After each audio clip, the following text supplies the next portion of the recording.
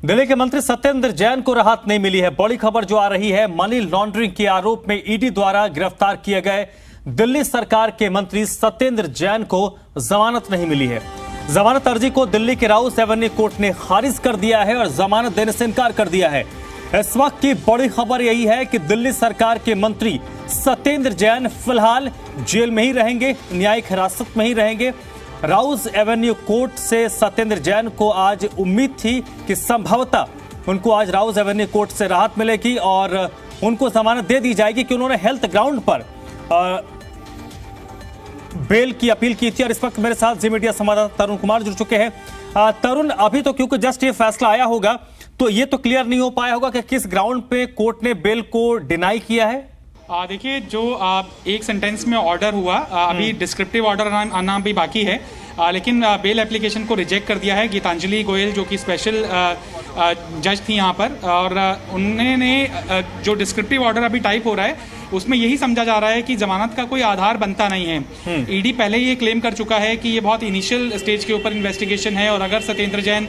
जमानत पर छूट गए तो कुछ इन्फ्लुएंस का अपने इस्तेमाल करते हुए वो सबूतों के साथ छेड़छाड़ कर सकते हैं या फिर जिन भी लोगों से कुछ बरामदगी हुई है उनको भी वो प्रभावित कर सकते हैं। लिहाजा अब जो रास्ता खुला हुआ है आगे लीगल लड़ाई का, वो हाईकोर्ट जाने का है। और अब देखना होगा कि हाईकोर्ट के अंदर किन आधार के ऊपर सत्येंद्र जैन के वकील उनकी जमानत को तर्कसंगत ठहराते हैं। चूंकि बार बार ईडी के क्लेम के अगेंस्ट में यही तर्क दिया जाता रहा है कि पिछले करीबन 5-6 सालों से जब जब ईडी ने सत्येंद्र जैन को सुनवाई के लिए बुलवाया है, पूछताछ के लिए बुलवाया है, उन्होंने हमेशा से कॉपरेट किया है। और जो बेल एप्लीकेशन फाइल भी हुई थी उसके पीछे उनकी स्वास्थ्य की हालत को एक बड़ा तर्क बनाया गया था। इसी कारण उनको जेसी में भी भेजा गया, उनसे इंटरोगेशन अभी ईडी की नहीं हो रही है।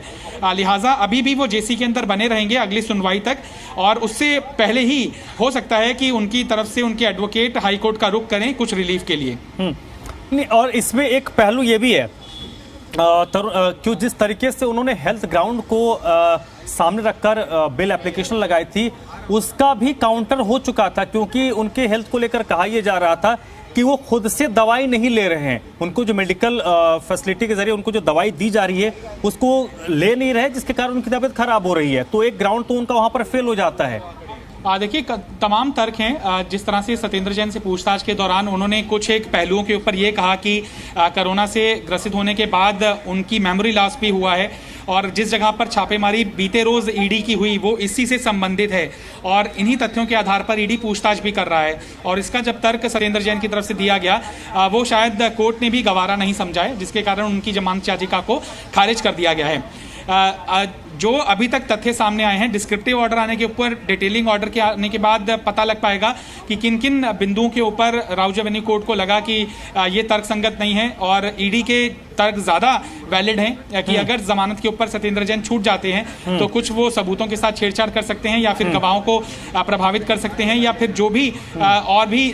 जो उनकी कड़ियां जोड़ते हुए ईडी की प्रयास हैं वो डीरेल हो सकते हैं। अब किस आधार के ऊपर हाईकोर्ट जाया जाएगा, क्या मजबूत तर्क हाईकोर्ट के सामने पेश किए जाएंगे जिससे कि ये समझ आए कोर्ट को कि सत्येंद्र जैन ने हमेशा से कॉपरेट किया है और उनकी जमानत देने से जांच प्रभावित नहीं होगी, उसी के आधार के ऊपर हाईकोर्ट से कुछ रिलीफ की गुंजाइश बनती है। एक बार लोअर कोर्ट के अंदर अगर जमानत खारिज हो जाती है तो बहुत कम संभावना रहती है कि अपर कोर्ट में जाने के बाद कुछ राहत मिल पाए। लेकिन अगर कुछ वैलिड ग्राउंड, कुछ बड़े तथ्य सत्येंद्र जैन के वकील की तरफ से समक्ष हाईकोर्ट के समक्ष पेश किए गए तो कुछ राहत की गुंजाइश बनती है। लेकिन क्या कुछ अपने तर्क के अंदर बातें कही जाती हैं, क्या कुछ तथ्य रखे जाते हैं हाईकोर्ट के समक्ष, ये एक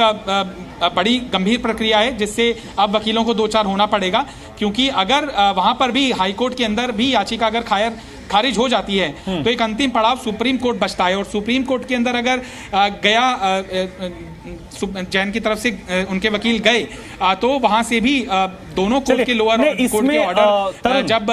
सत्येंद्र जैन की जमानत के खिलाफ ये सुप्रीम कोर्ट तक जब मामला जाएगा इसमें थोड़ा लंबा वक्त लगेगा। वर्तमान में अगर हम देखें तो सत्येंद्र जैन की गिरफ्तारी, सत्येंद्र जैन का जुडिशियल कस्टडी में रहना सिर्फ सत्येंद्र जैन के लिए नहीं, आम आदमी पार्टी और दिल्ली सरकार के लिए बड़ी चुनौती होगी, क्योंकि अब दिल्ली सरकार पर और आम आदमी पार्टी पर विपक्ष के तरफ से बहुत हमला होगा। अभी कानूनी प्रक्रिया तो अपना एक तरफ से चलता रहेगा, लेकिन ये जो ग्राउंड होगा, ये ग्राउंड, और क्योंकि उपचुनाव भी होने वाले हैं, तो ये मामला सिर्फ एक जुडिशियल इंक्वायरी तक नहीं रहेगा, इसका पॉलिटिकल इंपैक्ट भी दिल्ली में पड़ेगा। देखिए, पॉलिटिकल इफेक्ट अपने अपने हिसाब से सभी पॉलिटिकल पार्टियां इस्तेमाल करेंगी। आपको याद होगा कि जो पूर्व कानून मंत्री थे जितेंद्र तोमर, उनकी भी टिकट को काट दिया गया था और श्रीनगर से उनकी ही धर्मपत्नी को टिकट दिया गया था। यानी कि पार्टी ने इतना गंभीर मामला होने के बावजूद अपने विधायक का, अपने मंत्री का सपोर्ट किया था। बेशक उनको मंत्रिमंडल से निकाल दिया गया था, लेकिन उन्हीं के परिवार को टिकट दिए जाने का सीधा संदेश यही था कि आम आदमी पार्टी जो ये प्रोपेगेट करने की कोशिश करती है कि एक तरह से विच हंटिंग की जा रही है, उनके विधायकों को जबरन गलत मामलों के अंदर फंसाया जा रहा है, और अभी तक कोई बहुत बड़ी कार्रवाई किसी भी मंत्री के खिलाफ जांच एजेंसियों की तरफ से सामने नहीं आई है या फिर किसी विधायक के सामने नहीं आई है। यही एक दूसरा पक्ष अगर देखें, जो बीजेपी है वो आक्रामक होगी, और आपने सही जिक्र किया है कि उपचुनाव के अंदर भी इस मामले को भुनाने की भरसक कोशिश बीजेपी की तरफ से की जाएगी कि देखिए ईडी का शिकंजा लगातार सत्येंद्र जैन पर कसता जा रहा है, लेकिन आम आदमी पार्टी अपना समर्थन जारी किए हुए है। तो अपने अपने तर्कपूर्ण तरीके से पॉलिटिकल पार्टियां अपने अपने हिसाब से इस मामले को यूटिलाइज करेंगी। राजनीति होगी, जरूर होगी, इससे इंकार नहीं किया जा सकता, लेकिन अगर इतिहास देखें तो अभी तक जब से 2015 के बाद से पूर्ण सरकार चली है केजरीवाल की, तब से कई विधायकों के खिलाफ, कई मंत्रियों के खिलाफ एक्शन हुआ है, लेकिन वो कोर्ट में जाकर बर्खास्त हुआ है, वो डीरेल हुआ है। तो इससे आम आदमी पार्टी को भी एक तरह से अपनी बाहें चढ़ाने का मौका मिल जाता है कि तर्कहीन जो केसेस किए जाते रहे हैं अभी तक अलग अलग जांच एजेंसियों की तरफ से, और वहां से उनको जमानत मिलनी, वहां से उनको राहत मिलनी, ये प्रूव करता है कि कहीं ना कहीं राजनीतिक मंशा से, दुर्व्यवहार की मंशा से जांच एजेंसियों का गलत पॉलिटिकल इस्तेमाल किया जा रहा है, और अभी तक आम आदमी पार्टी इसके बड़े राजनीतिक हथियार के तौर पर इस्तेमाल भी करती आई है। ये भी मसला ऐसा है क्योंकि उनको मंत्री पद से अभी तक बर्खास्त नहीं किया गया है। सीएम अरविंद केजरीवाल खुद भी उनके पक्ष के अंदर बयान दे चुके हैं।